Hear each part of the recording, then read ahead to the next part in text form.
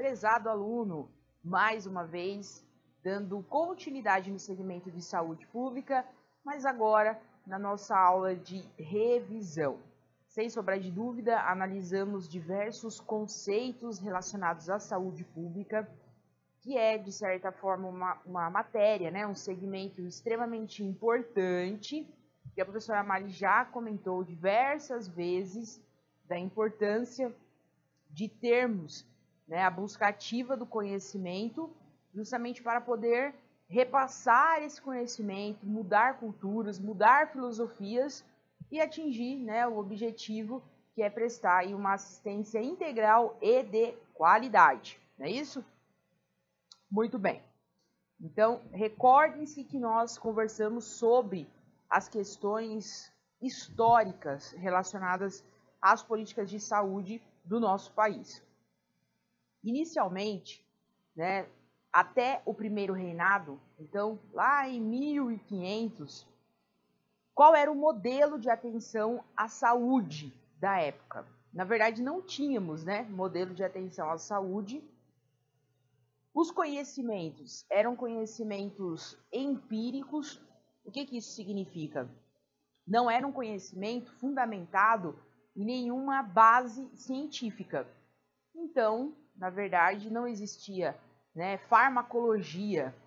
As pessoas eram tratadas, né, com conhecimentos voltados a ervas, né, a plantas, mas nada de cunho científico. Não existia delegação de atribuições sanitárias e nem controle de navios e saúde dos portos.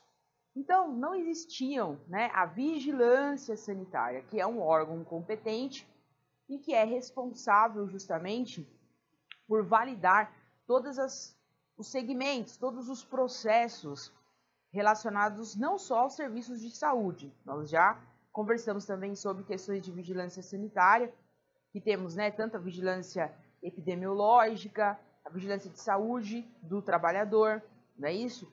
Então, a vigilância, eles englobam, né, um papel extremamente fundamental e todos os eixos da vigilância sanitária possuem justamente, né, como objetivo principal reduzir, né, as problemáticas relacionadas aos agravos à saúde, né, reduzir através dos indicadores, através da prevenção. Então, antigamente nós não tínhamos isso, assim como não existia, né, uma atenção à saúde relacionada às questões portuárias.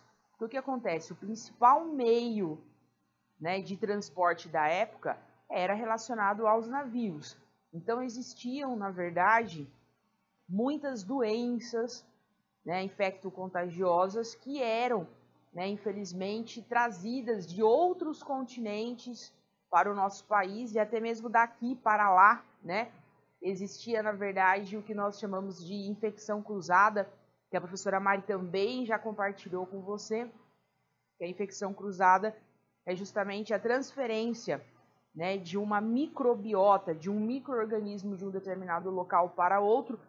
Então, com isso, aumentavam-se, né, as incidências de situações relacionadas à saúde, porque não existia, então, nenhuma fiscalização, nenhuma recomendação, nenhuma prevenção. Hoje, evidentemente, já vivemos em um outro cenário, mas muito, né, infelizmente, desastroso, podemos dizer assim, eram os cenários de antigamente, tá ok? Nós temos o que nós chamamos de determinantes de saúde. Então, o que acontece? Vamos lá recapitular que saúde, né, segundo a Organização Mundial de Saúde, não é somente ausência de doença. Então, saúde, ela envolve diversas outras questões. E disso você nunca pode, né, se esquecer. Então, a saúde, ela é um bem-estar bio, psico, sociocultural e até espiritual. O que isso quer dizer? Que se em qualquer segmento desses não houver equilíbrio, ele é um fator condicionante para um adoecimento, tá ok? Então, olha só, nós temos, né, como base o que nós chamamos de fatores não modificáveis. O que seriam então os fatores não modificáveis? É justamente as situações pelas quais nós não conseguimos alterar, como por exemplo questões de idade, questões de sexo e fatores hereditários, tá ok? Porém, veja bem essa imagem. Esses fatores que são fatores não modificáveis, eles são em uma menor proporção. O que isso significa? Que todos os fatores modificáveis, eles acabam englobando proporções muito maiores na nossa vida, ou seja, justamente é de nossa responsabilidade, né, evitar com que esses fatores acabem agravando as situações relacionadas à saúde. Então, quais seriam aí os fatores considerados, né, como modificáveis? Nós temos, primeiramente, as questões de estilo de vida, depois, suporte social e comunitário, condições de vida e de trabalho e condições socioeconômicas, culturais e ambientais.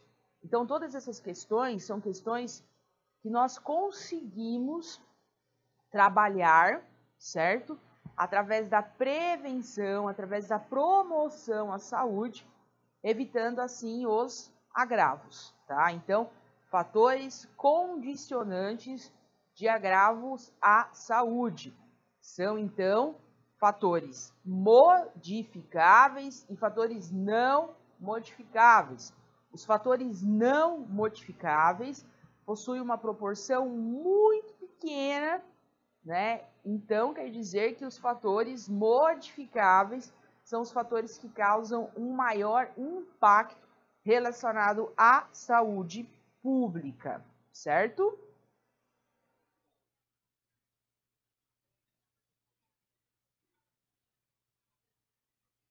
Muito bem.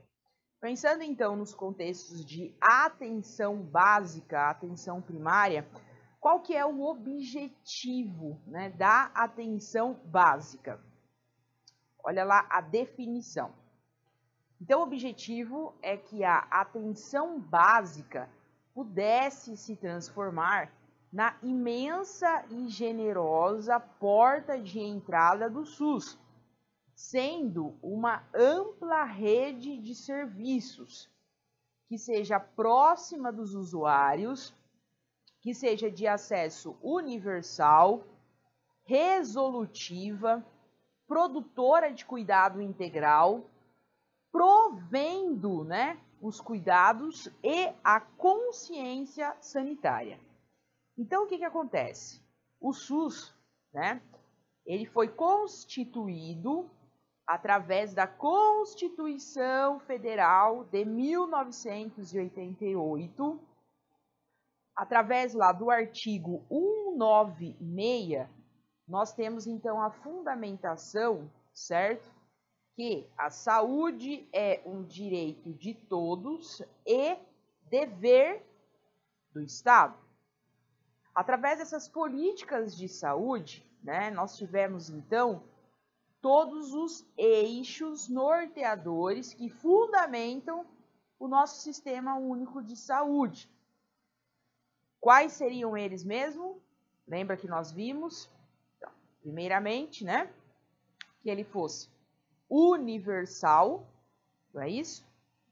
O que mais? Que ele fosse integralizado, certo? Que tivesse participação social, que fosse descentralizado, não é mesmo? E que ele possuísse equidade, tá ok? Então, em cima desses eixos norteadores, nós temos, na verdade, esse elo com a atenção básica. A atenção básica, ela é fundamental para qualquer linha de tratamento relacionada à saúde. Todos os programas que nós temos relacionados ao Sistema Único de Saúde são programas que constituem a atenção básica. Os programas promovem a saúde, que nós chamamos então de primária, certo? Atenção primária. Sem a atenção primária efetiva, nós não conseguimos reduzir os indicadores dos agravos à saúde. Então, justamente, essa definição de atenção básica, né, esse objetivo da atenção básica, né, em ser a porta de entrada acolhedora, né, promovendo realmente uma efetividade na resolutividade dos agravos à saúde, ela é fundamental para que toda a estrutura voltada ao planejamento da saúde pública seja realmente eficaz. Tá ok, prezado aluno? Então, nunca se esqueça disso. A atenção básica, a atenção primária, ela é fundamental para o sucesso de todo o planejamento relacionado à saúde. Se não existir promoção à saúde, se não existir prevenção à saúde, se não existir, né, o empoderamento para o autocuidado dos nossos pacientes, dos nossos clientes, os objetivos não serão alcançados, ok? Então, olha lá, qual é a importância, né, da atenção básica à saúde? Então, para recapitular, em todo o mundo já é consenso que os sistemas nacionais de saúde devem ser baseados na atenção básica, atenção primária, segundo a Organização Mundial de Saúde. A atenção básica é, ao mesmo tempo, um nível de atenção e uma proposta estruturante para a organização do sistema de saúde.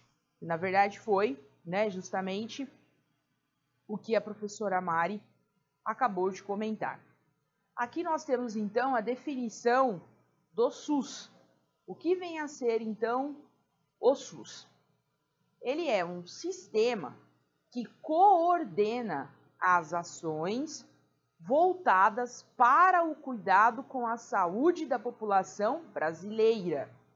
A função do SUS é de garantir acesso integral, universal e igualitário à população brasileira, do simples atendimento ambulatorial até as situações de grande complexidade, como, por exemplo, transplante de órgãos.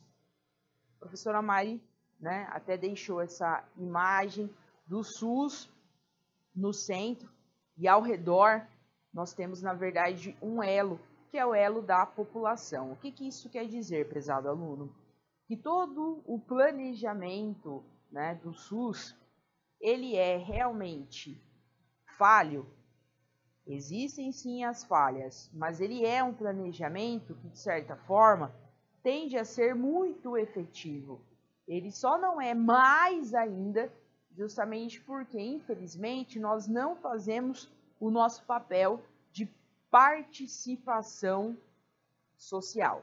A gente já vai conversar um pouco mais sobre essa questão, tá ok? Então, olha lá, quais são, né, os princípios do SUS? Como a professora Mari já havia comentado, né? Então, princípios de universalidade, ou seja, garantindo, então, um acesso universal, ou seja, com direito a todos, para todos, certo? Sem distinção de raça, cor, sexo, absolutamente nada. Ele é um direito a todos. Que ele possua equidade, ou seja, que o tratamento seja efetivo desde a base da atenção primária até as altas complexidades e que ele seja integral, que ele comporte, na verdade, né, o atendimento de uma forma integral, de uma forma humanizada, resolutiva, né?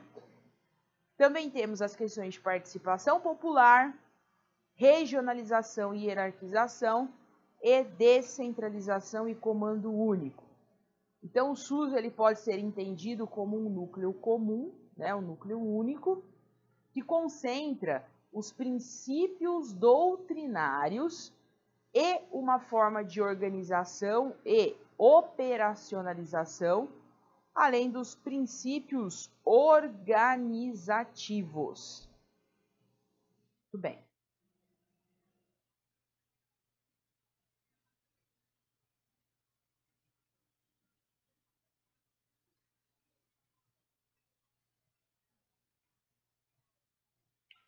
Com isso, né, nós temos então as questões de participação popular. O que seria então a participação popular?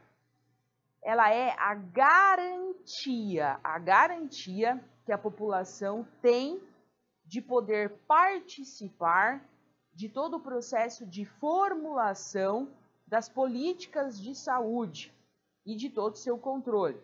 Essa participação ocorre através das conferências de saúde, dos conselhos de saúde e dos conselhos gestores das unidades. Lembra que a professora Mari, né, compartilhou que nós temos os conselhos de saúde que são formados por representantes, né, e esses representantes são responsáveis, né, por cobrar a efetividade de todo o planejamento relacionado à saúde dos municípios.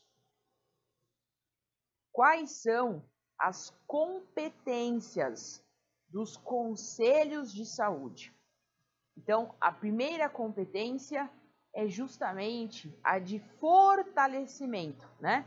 Então, fortalecer a participação e o controle social no SUS, mobilizando e articulando a sociedade de uma forma permanente na defesa dos princípios constitucionais que fundamentam o SUS.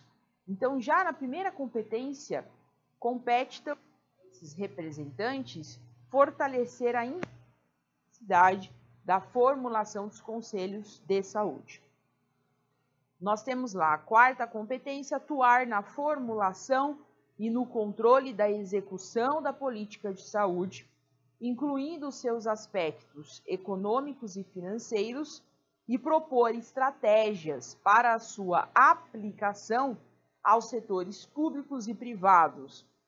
Quinta competência, definir diretrizes para a elaboração dos planos de saúde e deliberar sobre o seu conteúdo conforme as diversas situações epidemiológicas e a capacidade organizacional do serviço. Lembrando que nós temos, né, a representação, né, através dos conselheiros, e essa representação ela deve ser feita prioritariamente, né, porque existe toda uma legislação que embasa, né, o Conselho de Saúde. Então, 50%, né, da formação dos conselheiros deve ser de representantes ou de usuários do serviço, né, do SUS, tá ok? Então, qualquer pessoa pode, né, atuar como representante, como, né, usuário, fazendo parte aí do conselho, tá? 25% deve ser relacionado a profissionais de saúde e os outros 25% deve ser representado ou pelo governo ou por prestadores de serviço de saúde, certo? Então, isso, né, representa a formação do Conselho de Saúde. Então, mensalmente existem justamente as reuniões e através das reuniões são elaboradas as atas e tudo isso precisa ser público. A professora Maria até comentou, né, sobre um site do município pela qual, né, nós temos lá disponíveis todas as atas, tudo que foi, né, deliberado nas reuniões ele deve ser público. Por quê? O Conselho de Saúde, ele, na verdade, objetiva a melhoria do serviço de saúde de uma forma pública, né, para toda a população. Então, a professora Mari até orientou, certo? Nós até visualizamos juntos, né, todas as questões dos conselhos de saúde, e a professora Mari até deixou, na verdade, a dica, né, para que você analise, né, que você procure saber sobre o conselho de saúde do seu município, certo? Quais são, na verdade, né, as propostas de melhorias, o que eles conseguiram de melhorias para o município, tá ok? Então, eles são um elo, né, importante na melhoria de todo o serviço relacionado, né, à saúde pública, certo? Muito bem. E quais são, então, né, os direitos e deveres, né, garantidos, né, através da Constituição Federal? Direitos e deveres relacionados à saúde. Então, primeiramente, todo cidadão tem direito ao acesso de uma forma ordenada, de uma forma organizada. Todo cidadão tem direito a um tratamento que seja adequado e efetivo para o seu problema. Todo cidadão tem direito ao atendimento humanizado. Lembrando, prezado aluno, que humanização, né, significa tornar humano, certo? Então, prestar um atendimento humanizado é você ter empatia, é você se colocar no lugar do seu paciente, é você fazer a reflexão de que se fosse você, né, no lugar dele, se estaria bom, né, toda a forma de tratamento que estava sendo, né, realizada, certo? Então, nós temos que fazer essa reflexão, porque a professora Mari já comentou que, infelizmente, né, os nossos pacientes, os nossos clientes, quando procuram qualquer tipo de serviço de saúde, ele, de certa forma, está com um problema, né? E ele está em busca de uma resolutividade. Então, nós temos o compromisso de resolver essa questão, né, de uma forma integral, humanizada, da melhor forma possível, né? Muito bem.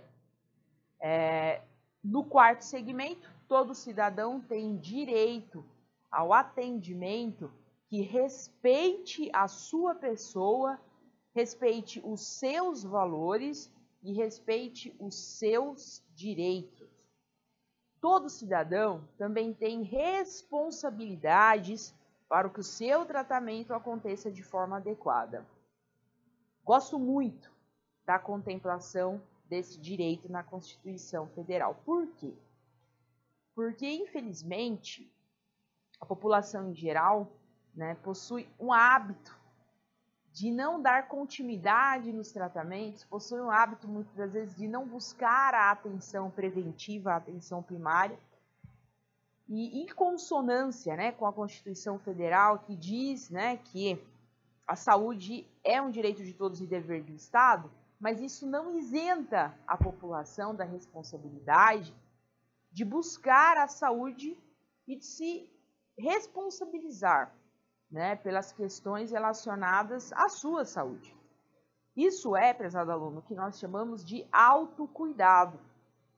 Então, a questão do autocuidado, ela é uma mudança de filosofia, uma mudança de cultura muito difícil de se conseguir na população, né?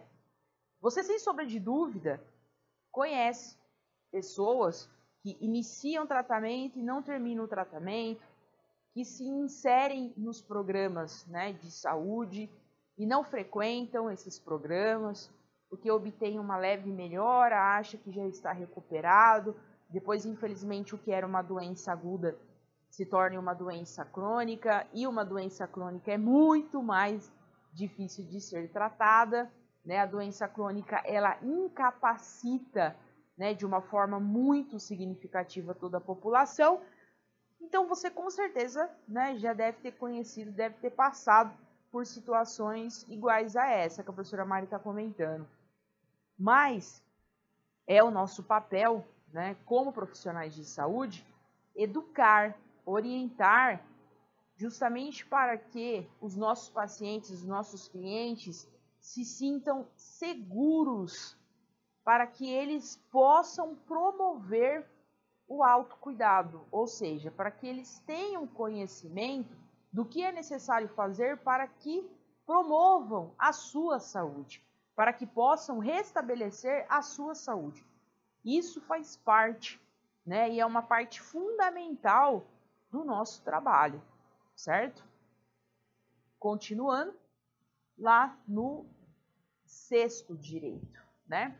Todo cidadão tem direito ao comprometimento dos gestores da saúde para que os princípios anteriores sejam cumpridos.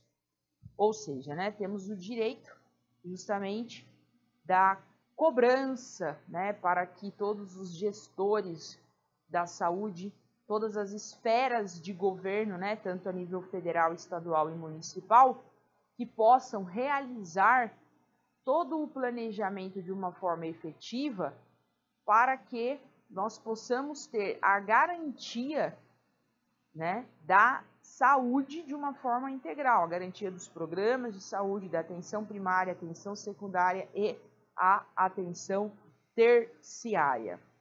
Tá ok? Muito bem. Não se esqueça disso, prezado aluno, tá? Isso é a fundamentação da saúde pública. Certo. Nós também conversamos, deixa a professora Mari avançar um pouquinho, depois a gente retoma no assunto de gestão, né, em saúde. Muito bem. Nós temos também, né, como critérios de planejamentos e de reestruturações voltados ao SUS, o que nós chamamos de Pacto pela Saúde. Então, o que vem a ser o Pacto pela Saúde, né?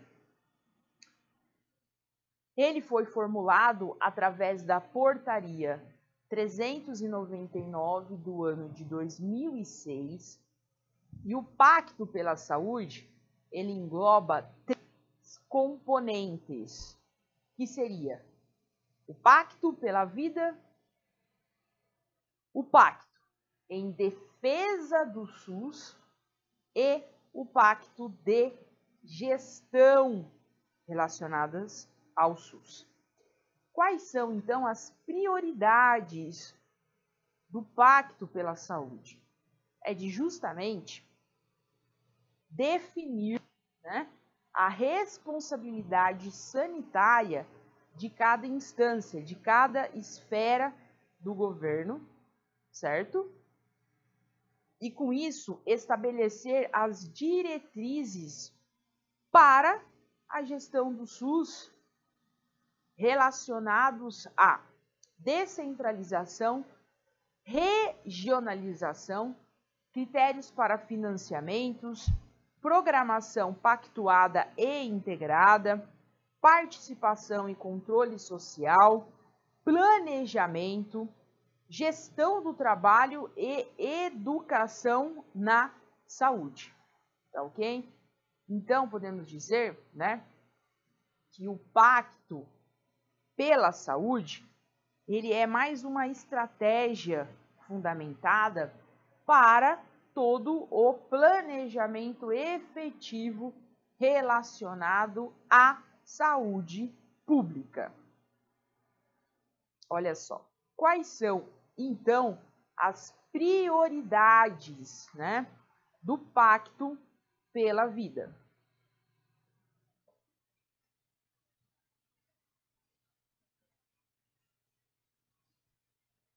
Nós temos a saúde do idoso, o controle de câncer do colo uterino e câncer de mama, a redução da mortalidade infantil e materna, o fortalecimento da capacidade de resposta às doenças emergentes e endêmicas, né, com ênfase na dengue, hanseníase, tuberculose, malária e influenza, assim como prioridade de promoção da saúde, prioridade de fortalecimento da atenção básica, prioridade da saúde do trabalhador, prioridade da saúde mental, fortalecimento da capacidade de respostas do sistema de saúde às pessoas com algum grau de deficiência,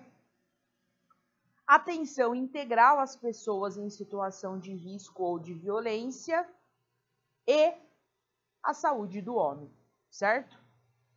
O Pacto em Defesa do SUS também possui as suas prioridades. Então, o Pacto pela Vida possui, né, essas 11 prioridades que nós analisamos. O Pacto em Defesa do SUS, quais são as prioridades? Primeiramente, né, tornar claro os compromissos entre os gestores com o processo da reforma sanitária brasileira, desenvolver ações que visem qualificar o SUS como uma política pública e repolitizar a saúde, que é um movimento que retoma a reforma sanitária, aproximando-a para os sistemas atuais de saúde, né, para os desafios de todo esse sistema. E o Pacto da Gestão, quais seriam, né, as responsabilidades do Pacto da Gestão? Ela é dividida em 7 eixos, né? Então seria responsabilidades gerais da gestão do SUS, responsabilidade na regionalização, responsabilidade no planejamento e programação, responsabilidade na regulação, no controle, avaliação e auditoria, responsabilidades na gestão do trabalho, responsabilidades na educação na saúde e responsabilidade na participação e controle social. Tá ok? Muito bem. Já que nós estamos comentando as questões de gestão, nós também conversamos, né, sobre quais são as funções relacionadas ao processo de gestão. A professora Mari está comentando que sem um planejamento efetivo do SUS, nós não alcançamos os objetivos. Sem planejamento, não alcançamos o objetivo, né? E lembra que a professora Mari até havia comentado que me admira muito, né, as pessoas comentarem que não gostam de assuntos relacionados à gestão. Me admira por quê? Justamente a gestão, o principal eixo da gestão é o planejamento, certo? Sem planejamento, não existe o alcance de nenhum objetivo. É muito difícil você conseguir alcançar os objetivos sem planejar, certo? Então, a competência relacionada ao gestor é a competência de planejamento, competência de organização, né? E com tudo isso, vai fazer com que esse gestor tenha uma visão, tenha um controle, né, de todo o sistema, de todas as situações. Então, o planejamento ele já deve começar relacionado à nossa vida. Lembra que a professora Maia até deu um exemplo? Para você poder comprar uma casa, você tem que fazer um planejamento que você precisa ter uma economia, né? Você precisa de uma economia financeira para isso. Então, você precisa planilhar quais são os seus gastos, o que você precisa, né, reter de gastos para que você consiga ter uma economia financeira para atingir o objetivo da compra da casa. Isso é um exemplo que nós fazemos a todo momento, né? Você vai fazer uma compra no supermercado, você tem que se planejar, você tem um determinado valor para você poder gastar, você sabe que é em cima daquele valor que você vai ter que realizar a sua compra. Isso é planejamento, né? E esse planejamento estruturado, esse planejamento fundamentado, ele é uma das principais competências relacionadas à gestão. Até porque, prezado aluno, nós também conversamos, né, sobre as questões dos processos de acreditação. Lembra que nós tivemos uma aula sobre processo de acreditação? O que seria processo de acreditação? Seria justamente, né, a busca por qualidade, a busca justamente por padronização de processos. Hoje é muito claro que as instituições de saúde, cada dia mais, cada vez mais, estão buscando, né, provar que são instituições seguras e que são instituições que promovem, né, todos os seus processos relacionados à saúde com qualidade. Então, esse termo de acreditação é, sem dúvida, um termo que você ainda ouvirá muito. Então, nós temos as instituições, que são instituições que nós chamamos de acreditadoras. Então, o que é uma instituição acreditadora? É uma instituição pela qual nós temos os auditores. Esses auditores, por sua vez, realizam a visita na instituição para verificar quais são os processos de trabalho daquela instituição que precisam ser melhorados. E em cima do relatório desses auditores, existe uma padronização de todos os processos. E para que isso é necessário? Justamente porque a maior dificuldade de qualquer gestão está relacionada à gestão de pessoas. Pois é, você gerenciar processos é muito fácil. O difícil é gerenciar pessoas, justamente porque cada pessoa possui um nível de conhecimento, possui um histórico profissional. E nós temos que fazer o quê? Para padronizar esses processos, nós precisamos, na verdade, mudar, né, toda a cultura desses profissionais. Para isso, demanda-se muito tempo, né? Os processos de acreditação levam anos, né, para se conseguir uma acreditação. Então, a padronização é o que vai garantir a redução dos eventos adversos, dos riscos que podem ser ocasionados em uma instituição de saúde. Então, esse é o objetivo: padronizar processos para que todos estejam alinhados, segmentados, para reduzir os eventos adversos. Gasta-se, infelizmente, muito dinheiro e muito tempo para se conseguir, né, uma acreditação. No nosso país, nós temos a ONA, Organização Nacional de Acreditação, e nós temos duas principais instituições acreditadoras internacionais, que é a Joint Commission, que nós chamamos de JCI, e a Kementum, né? A Joint Commission é uma instituição americana e a Kementum é uma instituição canadense. E por que nós estamos comentando isso relacionados à saúde pública? Porque até instituições, né, públicas também estão recebendo os critérios de acreditação. Cada vez mais, prezado aluno, né, os nossos pacientes, os nossos clientes, eles estão exigindo mais os seus direitos. Tanto é que a terminologia paciente já praticamente não é utilizada. Eu costumo brincar que de paciência relacionados a questões de saúde, a população já não tem mais, né? Então, nós tratamos justamente como clientes. Por quê?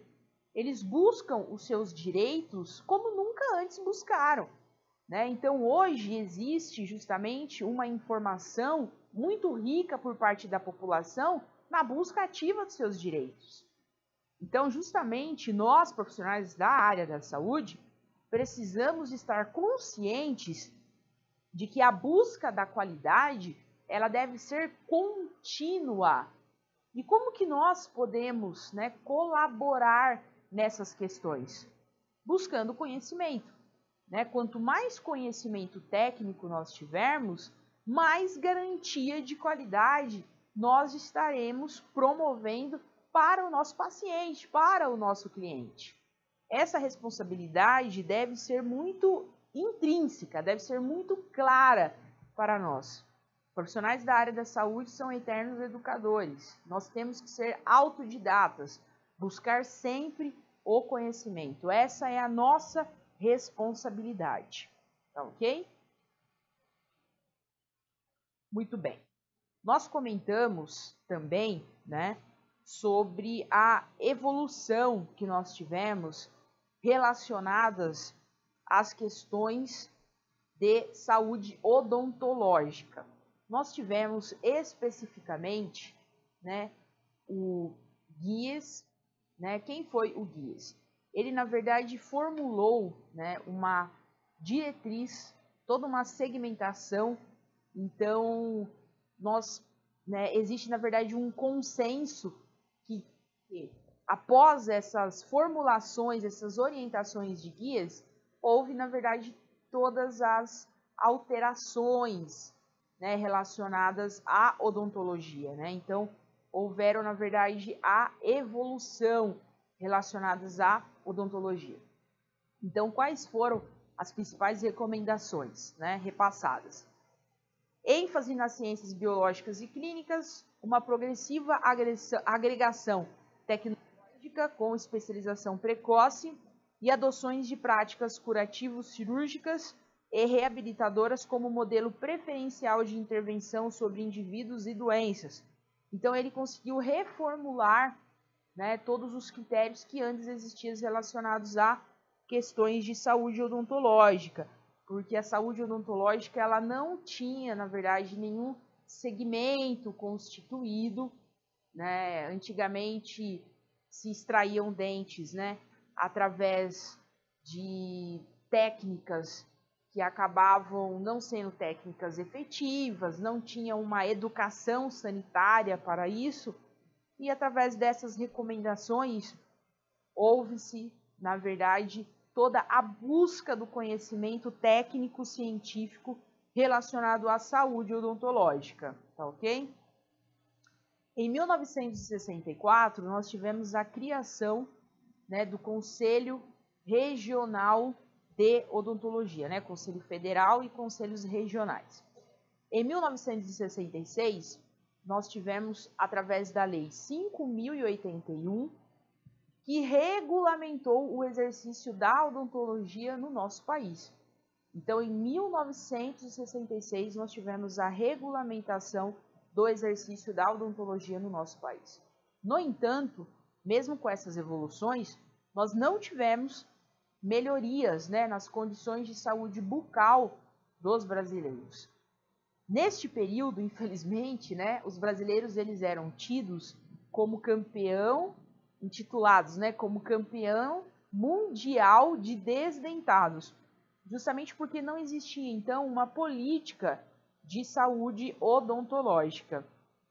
Com isso, nós tivemos, né, a implantação da odontologia simplificada, que objetivava, né, que o objetivo era de simplificar a tecnologia, diminuindo, então, os custos e, com isso, possibilitando a ampliação do acesso para um número maior de pessoas. Então, através da odontologia simplificada, nós tivemos, então, um acesso maior da população para a saúde odontológica. Nós tivemos, em 1986, a primeira Conferência Nacional de Saúde Bucal. Nessa conferência, nós tivemos como principais eixos de discussão que justamente após essas conferências nós tivemos muita melhoria, né, relacionada à saúde odontológica. Então, como eixo de discussão, nós tivemos a saúde como direito de todos e dever do Estado, que é um dos fundamentos da Constituição Federal, né? Nós tivemos a discussão da necessidade do diagnóstico de saúde bucal, porque até então não tínhamos diagnósticos relacionados à saúde bucal, assim como, por exemplo, utilizamos, né, os indicadores de diagnóstico através dos CIDs, né, que são os indicadores das doenças, e a necessidade da reforma sanitária, ou seja, né, inserir a saúde bucal no Sistema Único de Saúde, certo? Através da segunda Conferência Nacional de Saúde, nós ainda continuamos as discussões relacionadas a saúde bucal como direito de todos. A segunda conferência aconteceu em 1993. Houve discussões de necessidade de recursos humanos, do financiamento e do controle social. Ou seja, os usuários exigem a sua cidadania e não abrem mão da saúde bucal, certo? Então a população já tinha mais conhecimento da busca do direito, né, do direito integral à saúde e que evidentemente também envolvia, né, a necessidade da saúde bucal. Com isso, nós tivemos inseridos, né, através da portaria 1444, em 2000, a equipe de saúde bucal. Então, a equipe de saúde bucal foi inserida no programa Saúde da Família, né, que é conhecido como Estratégia Saúde da Família, através de um incentivo financeiro, né, do governo. Então, olha só, a terceira Conferência Nacional de Saúde aconteceu em 2004. E justamente os eixos de discussão da terceira Conferência Nacional foram relacionados à educação e construção da cidadania, controle social e gestão participativa, formação e trabalho em saúde bucal e questões de financiamento e organização, né, da atenção à saúde. Com essas questões, nós tivemos todo o processo de melhoria. Nós tivemos, na verdade, os repasses financeiros que foram realizados. Com isso, tivemos também a criação do programa Brasil Sorridente, né? Então, hoje, nós temos uma realidade bem diferente relacionada à saúde bucal.